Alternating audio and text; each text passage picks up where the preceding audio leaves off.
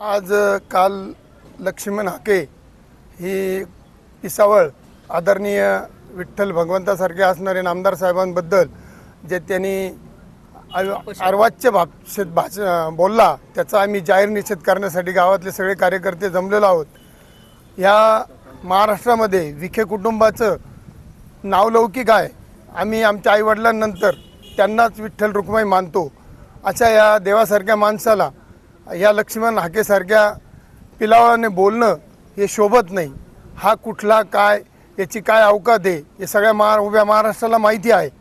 या ओबीसीचे नेते असतील, समजा उद्या छगन भुजबळ साहेब आहेत, गेले कैक वर्ष महाराष्ट्राच्या मंत्रिमंडळात आहेत, ते समाजाबद्दल बोलतात, मराठी समाजाबद्दल।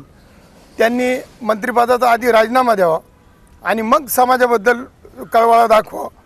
तसंच आपले हे काँग्रेसचे वडेट्टीवार यांना पण माझी असं सांगणं आहे का विरोधी पक्ष नेत्याचा राजीनामा देऊन टाका तुम्ही आणि मग बोला। हा लक्ष्मण हाके हा कोणी सोडलेला आहे हे पण आम्हाला कळतं।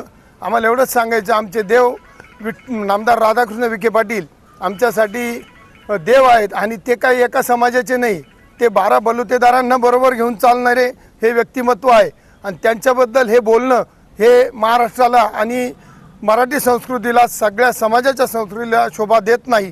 मी यामुळं त्या लक्ष्मण हाकेचा जाहीर निषेध करतो आणि त्याला माझं असं चॅलेंज करतो, त्याला त्यांनी सावळेर गावामध्ये पाय ठेवून दाखवा, त्याचे टंगडे तोडून टाकू आम्ही।